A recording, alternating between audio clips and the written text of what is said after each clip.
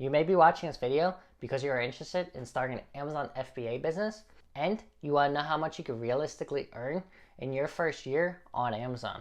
This video is going to be focusing on retail and online arbitrage, but if you are interested in doing private label or wholesale, I hope you stick around because there are a ton of lessons I learned my first year that can help with any business model. I want to structure this video by first giving a little bit of backstory on how I started my Amazon business. Then I'll give you the real numbers behind my first full year on Amazon, and I'll give you a rundown of my mistakes and lessons learned from that first year so you could be even more successful than I was. If you're new here, my name is Tom with Path to Billions. On this channel, I'm documenting my financial journey and taking you along so we could succeed together. My channel currently focuses around Amazon FBA, so if you're looking to start or grow an Amazon FBA business, then you'll want to subscribe and turn on notifications because there's a ton more content just like this on its way. So I wanted to start off with a little bit of backstory because the situation in which I started my Amazon FBA business was a bit unique. And I think it provides a great lesson on when the best time to start your Amazon business is. I actually started my Amazon FBA business about 2 years ago in May of 2018. At the time, I was actually working for a company running their eBay store, and I was watching videos here on YouTube about how to grow on eBay. Then YouTube started recommending me videos on retail arbitrage and Amazon FBA. I've always had a bit of an entrepreneurial itch, so I decided this was the great next idea for me. The one thing that drew me into this business model is the fact there's not a whole lot of upfront costs, except for the products you're buying to resell, which you could technically return if you end up making a bad purchase. So I started my Amazon account and I started buying products from stores to send in. Then I send in my first shipment to Amazon and nothing happens. I kind of forget about it for a week or two before I decide to look into what actually happened, and I realized I never finished setting up my account, so my items were never active in the first place. Since I was working a full-time job at the time, I didn't really take the business too seriously. After sending my first shipment in May, I got maybe 1 or 2 sales a month until September. Then I decided to give it another try and I started sending in more products. This is where my sales started getting more consistent and I started getting hooked on this business model. Around October 2018, I get the news that the facility I'm currently working at is going to be closing its doors at the end of the year and everybody's going to be laid off. Me being me, I decided this is my big opportunity to prove I could run my own business. So instead of getting another full-time job, I decided to just jump into Amazon FBA full-time. Spoiler alert, this was a terrible idea. Let's get into these numbers that I know you're all waiting for. To show you these numbers, I'm going to be using Inventory Lab, which if you don't know what that is, definitely check out this video, which I'll have linked down in the description, which goes into that in depth. So you can see here we are in the year 2019, and I can refresh this to show you guys know it's real numbers. You can see I start off the year in 2019 in January with $4,364.59 in sales. Then in February I go up a little bit to $5,280. Then we actually go back down to $3,500. We double in April to $7,000, almost double again to almost $14,000 in May, and then we kind of hit a plateau, go up a little bit, and then we actually start to drop off in Q4. So by the end of the year, my total sales was $138,930.36. As we start to scroll down, you can see 35% of my expenses was actually cost of goods at $52,920.73. So that's how much money I spent on the products I bought and then sold. Then the next big expense, which actually cost me more than my cost of goods, is Amazon fees. So you can see here we have $18,000 and then we have $37,000. So it's about $55,000 in Amazon fees I paid in 2019. Then as we scroll down, you can see there's more fees like storage fees, removal fees, shipping fees, and just to ship products to Amazon in 2019,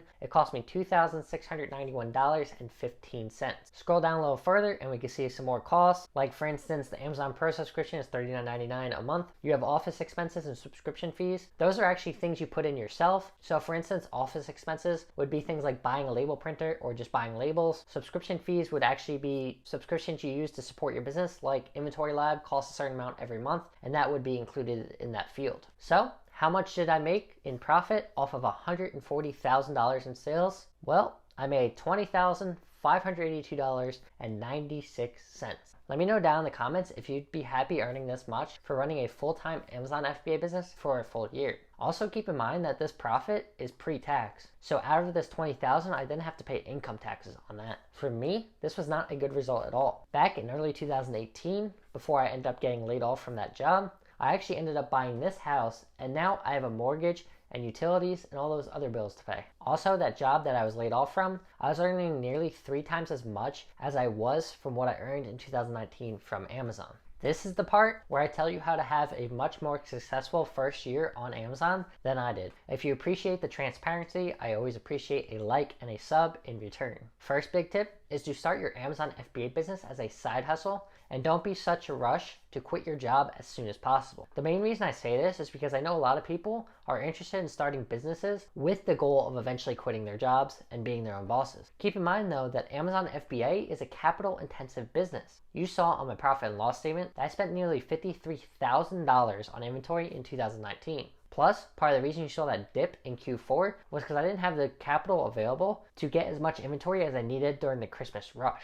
If you watch this video on how to use credit cards to grow on Amazon, one of the things I suggest is starting a business fund to help you grow on Amazon. For simplicity's sake, say you take home $2,000 a month from your job and your living expenses are $1,800 a month. You would then have $200 extra every month that you could invest into your business. By having a consistent amount of money you could invest into your business every month, you can grow faster. Plus, since you have a job that is paying your bills, you don't have to pull profits out of your business to pay them. Instead, you could reinvest your profits back into the business, which will help you grow even quicker. So, keep the job and start as a side hustle. So, once you start earning 2 or 3 times what your living expenses are, then you can consider quitting your job. Next is know your numbers. This is one of the biggest reasons I recommend getting Inventory Lab if you're going to be running an Amazon FBA business. They give you such good metrics on your business, like the profit and loss statement I had shown you. Going back to when I first started on Amazon and I had no clue what I was doing, I would legitimately just simply look at the Amazon seller app and the calculator they had, and if a product made a profit, I would buy it. I didn't consider the sales rank and how often the product sold. I didn't consider ROI or any other metrics, just profit. So if I could buy a product for $10 and make $1,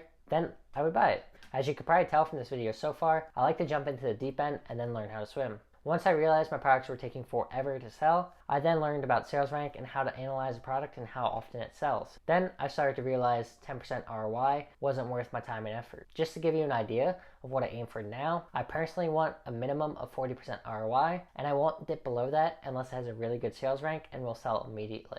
For profits, I've been slowly raising this over time. Right now I'm at $2.30 per item minimum. This has caused me to stop selling a dozen or so replenishable products I had been selling for a long time, but I'm making more per sale. For sales rank, it's hard to give a solid number because each category, the sales rank is going to be completely different. Plus, sales rank is probably my most flexible, and it depends more on ROI and profit margins. When you are first starting out on Amazon and you have a limited budget, it doesn't hurt to be more picky. Focus on items with healthy profit margins and a good ROI. That will turn over quickly. However, if you keep sourcing for a long time and you don't feel like you're meeting products that meet your criteria, then loosen it up a bit. Getting those first sales in will give you such a boost in motivation to keep going, and you can increase your profit margins later on, like I did. In relation to knowing your numbers is to apply the 80-20 rule to your business. If you are unfamiliar with the 80-20 rule, it is the idea that 80% of your results will come from 20% of your efforts. For instance, with my business, if you look at the top 20% of my suppliers, they provide me with the majority of revenue and profits. So I should focus my time and efforts on those stores that are providing me with the most value so I can grow my business even faster. If you are curious which stores I shop at the most, then definitely turn on notifications because that is my plan for my next video. So if you want to have a very successful first year on Amazon, then you want to start this as a side hustle so that way you can invest your disposable income into your business. You can also reinvest your profits into your business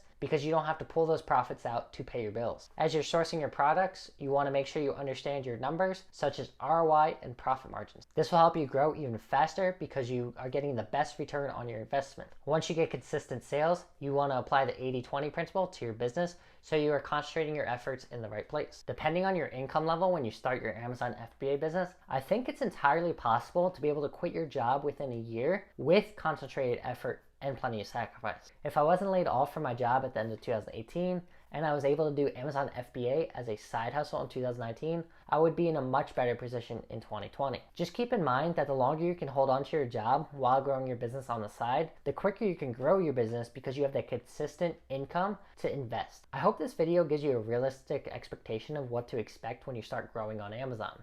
If you're curious what kind of supplies you would need to start your Amazon FBA business, then you can check out this video I did about everything you need to get started. If you want to know more about Inventory Lab, which I mentioned a couple times in this video, check out this video down here. Please drop a like on this video if you found it helpful or if you appreciate my transparency. Don't forget to subscribe and turn on notifications for more content like this. As always, thanks for watching.